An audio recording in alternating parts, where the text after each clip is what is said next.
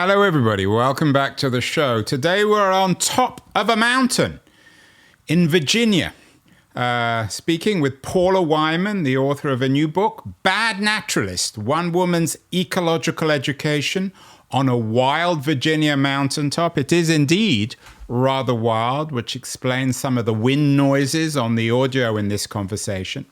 And to begin our keen-on conversation with Paula Whyman, I asked her to introduce herself. I'm Paula Whyman. I'm an author. I was born in Washington, D.C. 59 years ago. In that time, I've been an editor for probably, 40 years at that, plus. And I've been a writer for a lot more of that time. And this is my second book, Bad Naturalist. My first book was called You May See a Stranger. It was a short story collection. It came out about 8 years ago. And now I'm here on this mountain in Virginia where I'm hoping to restore the meadows to predominantly to encourage native plants, to support native wildlife, birds and pollinators and other insects, and foster the interconnections among these creatures.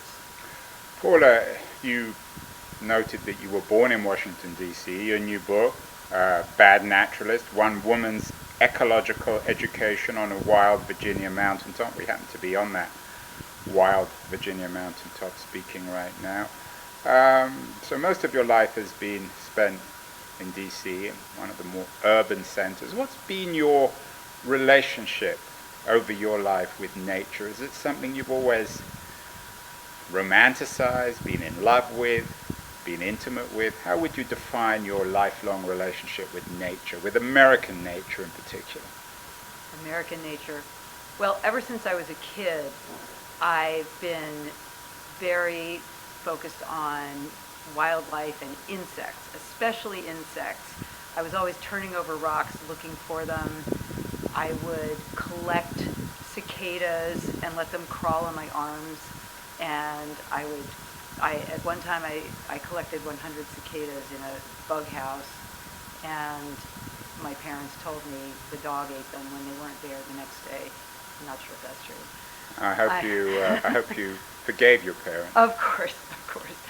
And I would do things like at the beach, I would find a horseshoe crab on the beach, and I was sure it wasn't supposed to be washed up there, so I would throw it back in the water. And when it washed up on the beach again, I brought it to our motel room and put it in the bathtub with a little salt, hoping that would suffice. And I was always doing things like that. I was always very interested in animals also, and when you're a kid, the animals that you're most exposed to are farm animals. So for a long time, I was a huge fan of James Herriot's books, All Things Great and Small, all his memoirs. I read every single one, and I wanted nothing more than to be a large animal vet, preferably in the Yorkshire Dales. That obviously didn't happen, but I did become a junior farmer, and I took care of farm animals at a local park for a while. But eventually I figured out that being a veterinarian meant dealing with a lot of death, and I wasn't so interested in that. And I eventually learned the difference between farm animals and wildlife, and I actually still want to have sheep.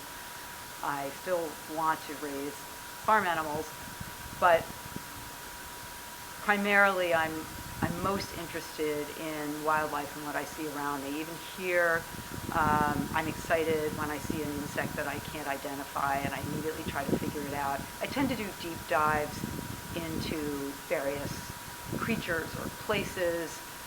Like for a while I was really interested in mangrove swamps, and I did a lot of research on mangroves. Recently I became obsessed with carpenter bees, and I wrote an essay about carpenter bees. So this mountain was a place that the first time I saw it, it was a place that I knew was going to become my next deep dive. Well, we're going to get to the mountain in a minute. We'll climb that mountain Paula, in a second. But I wonder, I don't want to get myself into trouble here, but do you think it's more likely that girls, young women, sort of fetishize, fall in love with nature in the way you did, wanting to become James Herriot, of course, who was male, or probably still is, I'm not sure if he's still around, still is male. Was there a female quality to it, a romantic quality? Your prince was American nature? I don't know about that. When I was a kid, I was very much, all of my friends were boys, because boys, at least at that time, in the late 60s, early 70s, the boys I knew wanted to do the things that I wanted to do. They wanted to play outside in the dirt and run around and climb fences. And the girls I knew wanted to play house. So I'm not sure if that is, I don't know. I think that is a bit of a stereotype. Well, I apologize. No, it's also true that I think until really recent years, a lot of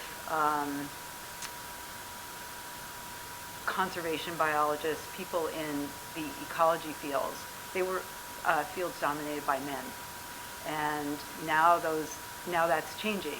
That's been changing. So I don't know. Maybe if you were talking about horses, little girls and horses, maybe. Well, let me rephrase the question, or rethink the question, Paula. We're on the mountaintop now.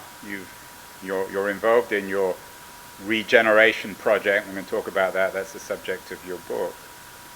But for much of your life, nature was theory. Now it's practice. Do you think your imagination of nature, what you thought it was when you were growing up, and perhaps as a young woman before you got to this mountaintop, was it all fantasy, or was there some reality? No, I mean, I don't know. I used to play with bugs, so I would hold a praying mantis in my hand and put a spider on my hand with it and see what happened. And so I'm not sure, that doesn't sound so much like fantasy, but I will say that what I'm trying to do here now is not at all what I expected to be doing, and it is something that when I started, I had no idea what I was doing. So that part of it was very idealistic, that to think that I could do this project, that I could bring back, encourage native plants to predominate in this meadow, when I knew almost nothing about plants. My focus had always been on insects and wildlife mostly, and I was terrible at growing plants. So what made me think I could do that? That part of it was sort of romantic and idealized for sure. So Paula, we did a show a few months ago with Mimi Castile, who's a regenerative wine farmer, wine grower, winemaker out in Oregon. We went up to visit her. She talked about her lifelong love of the American land and the American landscape. We're on the other coast now, 2,000 or 3,000 miles away from Mimi, but it's a similar beauty of mountains, of trees. We're here in November. This will go out in January, but particularly beautiful time. Do you feel a degree of responsibility for looking after the beauty of America, the land, which is of course the core of this country? Well, absolutely. I'll tell you a statistic that really struck me when I first heard it. 85% of grasslands and more than 50% of forests are privately owned. So that means that people tend to think that nature is in parks. It's in national parks, it's in state parks, local parks, and those are the places where we're going to preserve nature. But that statistic tells you that that can't be true, that no matter what size, you don't have to own huge acreage to even think about the fact that anybody who owns any piece of land should, I think, have a sense of responsibility responsibility about taking care of it, because we can't just rely on parks to quote unquote save natural places, which is another good reason not to make this into a 200-acre cattle farm. Nothing wrong with cattle farms, and you can absolutely have cattle farms that are conservation friendly. And this was a cattle farm for quite some time. But now it's not, and it hasn't been for a long time, and I'd like to keep it this way. Keep it a place for native wildlife and plants that evolved together, that are naturally meant to be together, meant to form a system. And yeah. We also did a show up the road with a regenerative farm. I know you've got a regenerative farm down the road. You're not a farmer. This is a 200-acre piece of land, but you're not primarily a farmer. But is the spirit of what you're trying to do here, in a sense, regenerative, even if you're not a formal regenerative farmer? I suppose you could use that word to describe it. It's usually it's described as ecological restoration. In the UK, more often they call it rewilding. Although rewilding, I think, is a little bit different, because it also implies bringing animals back that will replace animals that no longer live there, that were wild. So what I'm doing here is technically ecological restoration, although restore is probably not the right word for it, because you can't bring back something. You can't, it's impossible to go backwards. You can only go forwards. And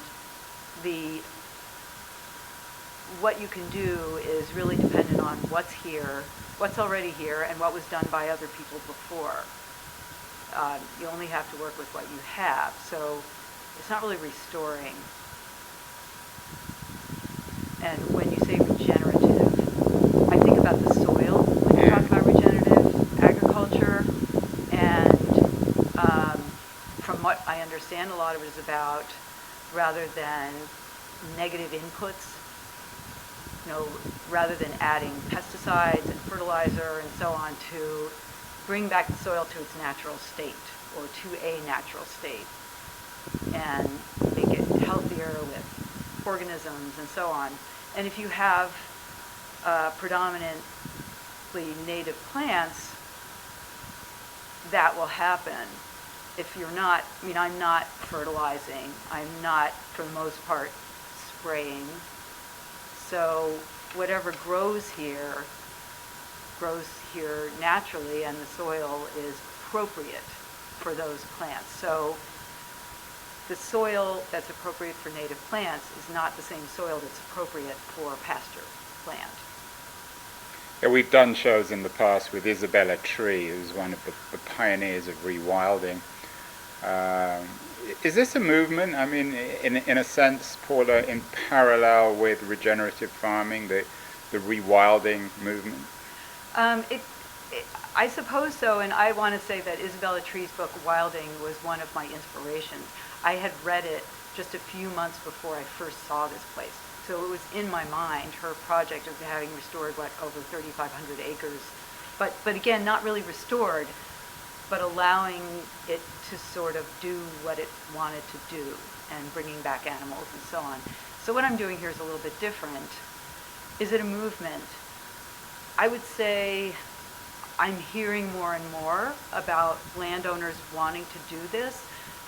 Doug Tallamy's Homegrown National Park movement is very big in this country, and that's another project that really inspired me. Doug's book, Nature's Best Hope, which is all about how to bring native plants back to your backyard if you live in the suburbs and you have a lawn, how to improve the balance between lawn and native plants to attract pollinators, to allow birds to breed and restore nature, in a sense, to this large swath of green that is the suburbs. So both of those books, Wilding and Nature's Best Hope, and both of those authors really inspired me in this project. And I would say that in this country, Doug Tallamy's Homegrown National Park has spurred a movement. As there were people who were already doing this kind of thing, but people didn't realize they could do it anywhere they happened to be until I think he started talking about it. And that's one thing that I really hope to inspire people to do. I hope that people take hope away from my book and start paying attention to nature where they are, because you don't have to have 200 acres to think about it. I mean, I've lived in the city, I've lived in the suburbs, and there's nature everywhere. You're part of it. Humans are nature. So even if you're in the city, there's a plant growing in the crack of the sidewalk. There are birds. There are ways to pay attention, and when you pay attention, I think you get more interested. At least that's what happens to me. I start focusing on something more when I pay attention to it, and that inspires me and spurs me to action. And I think if all you do is, you find a weed in your backyard and you pull it, it's invasive, and you pull it, and you see something else grow there, I think that's sort of empowering. You're making change on a very small scale, and it matters. So is there a political quality to this? Not conventional politics, not two-party politics, but are you, in a sense, part of a movement trying to change America in your own way? I don't know about that. I really just want to make sure that I feel a responsibility to make this mountain a place that native wildlife can live. I want more native ground nesting birds that are in decline to be able to live here, and the only way I can do that is to shift the balance toward native plants. There's a huge, massive decline in native grassland birds, and birds like the bobwhite quail, which traditionally would have lived in a place like this, but they can't live here because when you have too much dense grasses, they can't navigate. They're tiny little birds. So if you have native plants, then the birds can navigate. I'm sort of getting I don't know where I'm going with this, but what was your question? Well, the question was about the politics. So perhaps to backtrack, Paula, why have things got out of sync? Is it global warming? Is it industrial farming? Is it just people who previously had owned the land had shown less interest in native insects and fauna? What's the why has this happened? Well, wherever we go, we disturb things. We develop and build. Part of it might be industrial farming, but it's any kind of building a subdivision, building an office park, building a road, building a bridge, building a dam. Anytime you disturb land, you're creating an opportunity for plants to come in that don't that don't support local systems. And I'm talking about invasive plants now. And a large part of what I do here, probably more than half of what I do, is managing invasive plants so that they don't take over. And managing invasive plants so that I'm trying to remove them to make more room for native plants because they push them out. So humans have moved all over the planet, which is totally normal. And when they've done that, they've brought plants with them. Our shipping, we have unintentionally brought plants and insects the emerald ash borer that's killing all the ash trees here, the spotted lanternfly that's killing everything, plants like the tree of heaven. They were either planted intentionally, often with good intentions, like kudzu in the south was planted to restore the soil in the south after cotton depleted the soil, and obviously it took over and became a huge problem. So we've made a lot of mistakes. And what's happened with the land now, sure, part of it is climate change, but a lot of it is our own mistakes and just not knowing any better for so long, unintentionally causing these problems. And then even when we know better, continuing to cause this problems. But I think there is a movement now, or people are starting to understand, and more people are getting involved, and every act, every small act helps, and makes a difference. Paula, we're on your mountaintop now. You're in a sense, you're suggesting you're putting nature back together again, maybe not formal restoration, but rewilding, as you said. Cast your mind back, we're an hour east of Washington, D.C., in Virginia, one of the places that the colonialists, the European colonialists, at least settled 300-400 years ago. Mm-hmm. What was this land like back then?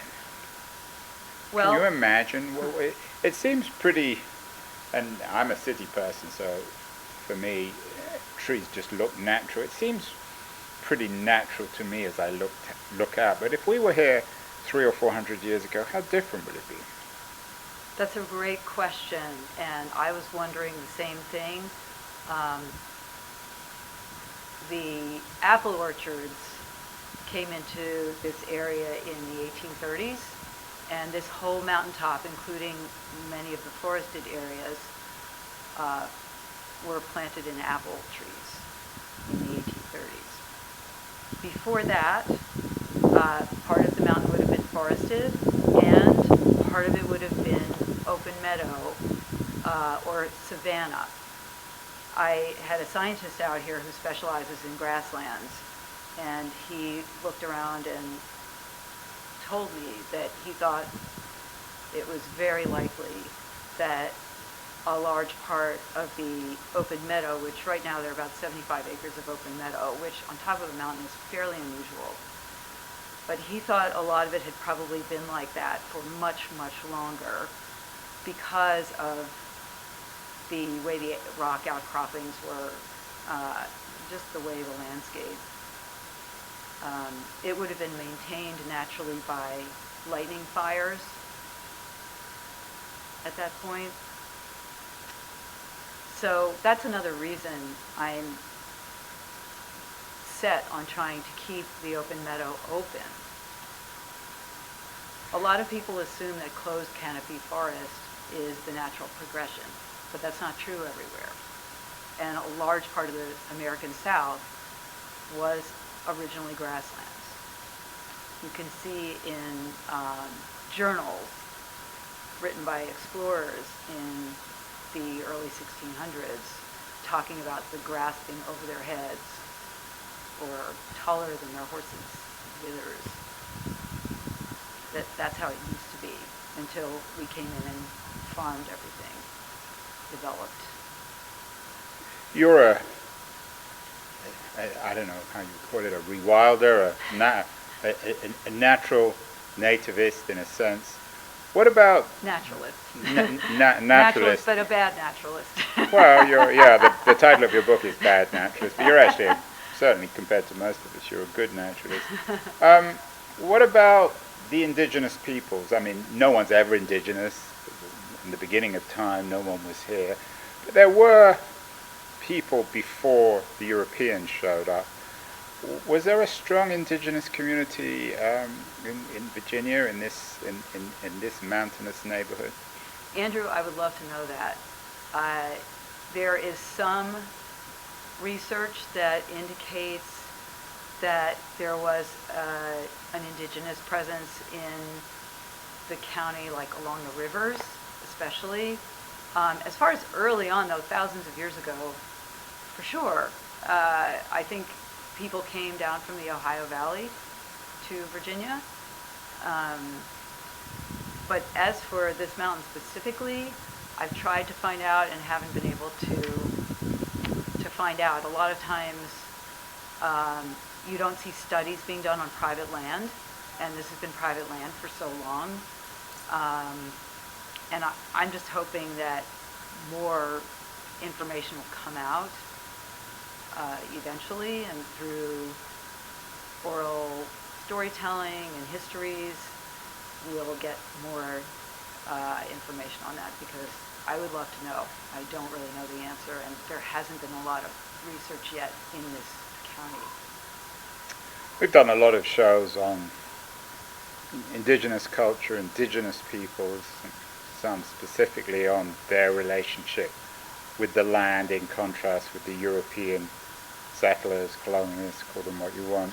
Do you think that in some ways the indigenous peoples of North America had a healthier attitude towards the land? In a sense, as a rewilder, are you going back to their ideas, or are you doing something different?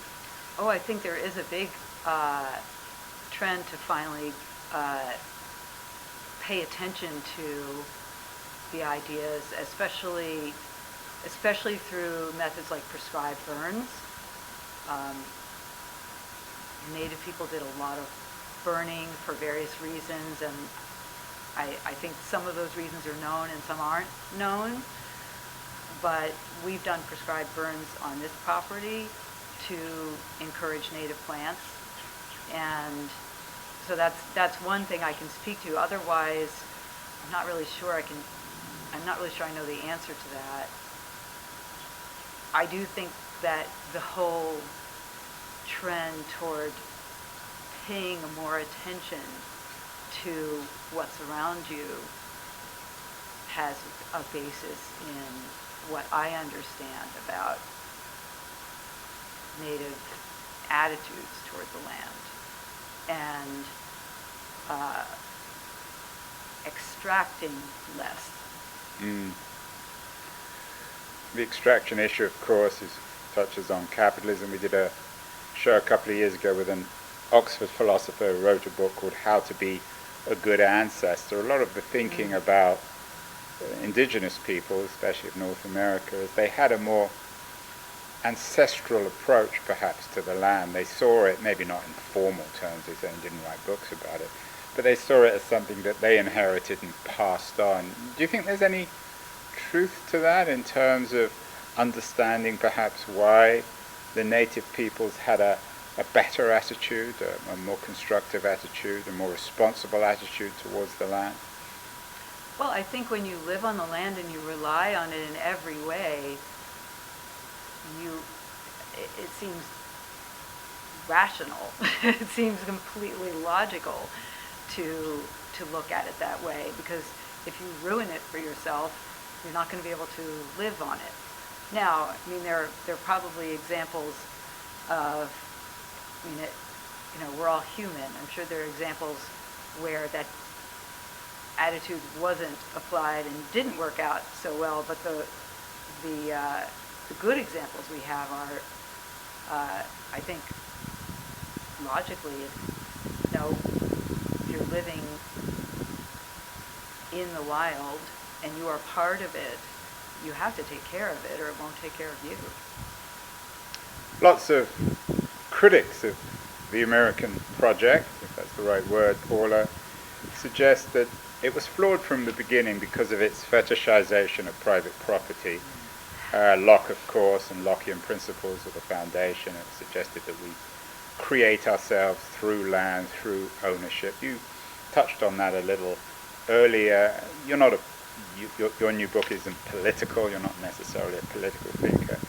But do you think there is one of the reasons why this has gone so wrong is because of private property and the way in which people use land to extract, you use that word, extract, a surplus, to make profit, setting up apple orchards or any other means to make money out of the land? Well, apple orchards were a way to live, and they were also a way to claim land in the West. You had to plant, if I hopefully will get this right, you had to plant a certain number of acres of trees in order to claim land under, I think it was the Homestead Act back in the day. And that land, of course, didn't belong to those people to begin with who were claiming it. That's a side issue. Who did it belong to? Well, at the time, the native people were living there. So but they had no formal sense of ownership. So there was different ways. I suppose, yeah. Tragically different. Yeah. I just lost track of the question. About land and ownership, and whether yes. You know, for people, some people on the left, that the whole American enterprise, particularly in terms of nature, was flawed right from the beginning because of the way in which the land was turned into private property, and then the principle of extraction became the core issue, and therefore, and I'm simplifying their argument, of course, well, the nature became exploited. Well, I'll say this, that I never imagined myself owning land. That was not a thing that I ever aspired to. It was not even on my radar. I came from a family of small business people, and the goal was always to be able to support yourself and not to have to rely on anyone. So in that sense, my family, I don't come from a family of farmers, but the whole self-reliance attitude was there, and we had that in common. But as far as owning land, I don't know, it seems like a very strange concept to me. I own this land, but do I own the beetles? Do I own the lichens? Do I own the rocks? I guess I do, but who said? No, it's a piece of paper says that, but it's a very weird concept to me. I just never, I don't get it in a lot of ways. That because the land is, I don't know. I'm not. I guess politically, I don't know how I feel about what you asked. But it is a very strange concept to think that this thing that is attached to the planet is something that I own. That it's just weird. I don't know. Like, do I own that tree over there? I guess so. It's just very Well, strange. you own that tree in the sense that you have the right, I guess, to cut it down if you choose to. If you don't like the tree, or because the tree gets in the way of the view of the distant mountain, or if in your view the tree needs to be cut down because it's sick. That's what ownership means. Yes. Well, but that's why that's why I see it as a responsibility. Yeah, So, you're a good ancestor. Well, thank you. You're a wannabe good ancestor. I hope so. I think, did you lose your, Yeah, don't mind.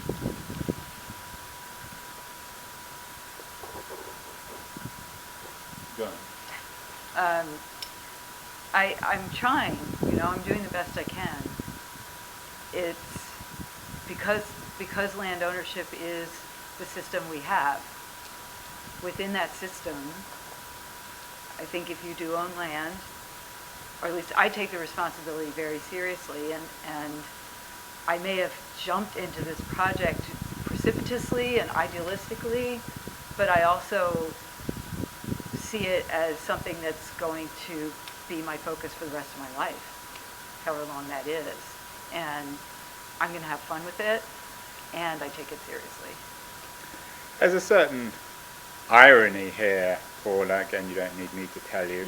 The original settlers seized the land. They needed to make a profit from it in order to feed themselves, clothe themselves, empower themselves. The circle has been completed in an odd way, because now people like yourself, Isabella Tree, people who have resources from somewhere else are buying up the land to restore it. Is that a good or a bad thing, do you think? Well, it depends. I think ideally, the people who are already in that place, it would be great if they were the people who had the land and were restoring it rather than people, zooming in from Washington, D.C. and it's not that far off. So it's complicated. Like, should I go to, you're from San Francisco, should I go out to Northern California here and buy up a bunch of land and be an absent owner and restore it? I don't know. All I know is someone is doing it, and it's good that someone is doing it. But I hope that at the same time, it benefits people locally. I think that's important, that restoring this place means that this mountaintop will remain like this, or maybe not like this, hopefully better than this, at least for my lifetime. And I hope that means that, well, nobody's going to come up here and build a tower. Nobody's going to subdivide this land. Well, this is under a conservation easement, so nothing else can be done here. And actually, the previous owner did that. And I think that makes this land a better place for everybody around. I mean, the people who live here are very concerned with maintaining the view sheds, not having, not ruining the landscape. We all agree on that, even if we don't agree on, politics or other things. Maybe one. I mean, some people are optimistic that the environment and the land can actually be one of the things that the two Americas can agree on. It's one of the few things. We're near DC. I was in DC yesterday, and of course I walked up the Mall. On either side are great museums. In an odd way, what you're trying to do on your mountaintop in Virginia, are you trying to transform the American land into a kind of living museum? That's an interesting question. A museums are static. Well, I meant a living museum. Yeah. The really good museums are. There are lots of innovators in the museum business who are trying to transform traditional museums into something that are alive. Yeah, that's true. That's absolutely true. I still think of a living museum as something that is holding on to the past. And maybe this is, I don't know if I'd call it a museum, because it's not going to hold a bunch of plants that were here in the past. It's going to contain plants from the past, present, and future. And same with wildlife and birds and so on. So, I don't know, could we call it a living gallery? Perhaps. Final question. It's a nice compromise, Paula. America, as you know, is going to be 250 years, celebrating its 250th anniversary in 2026, next year as it happens. A lot of pessimism in this country, but you'll probably be up here in July of 2026. Is this, and what you're doing and what some of the other rewilders in the US are doing, is this a reason to celebrate America and to be hopeful of its future? I have hope. I think there's always reason to be hopeful, and I think that when I pull up a patch of weeds and I see something grow there that's good, when I hear the call of a bobwhite quail on the hillside, or when I see a kestrel flying over the field, those are reasons for hope. Well, Paula Whyman, author of Bad Naturalist, One Woman's Ecological Education on a Wild Virginia Mountaintop. Maybe you're a second reason for hope. Thank you so much for appearing on Kino, and we'll have to come back. Lovely place, amazing place. You probably don't want everyone coming here. I'll use it as an excuse to come back. Thank you so much. Thank you.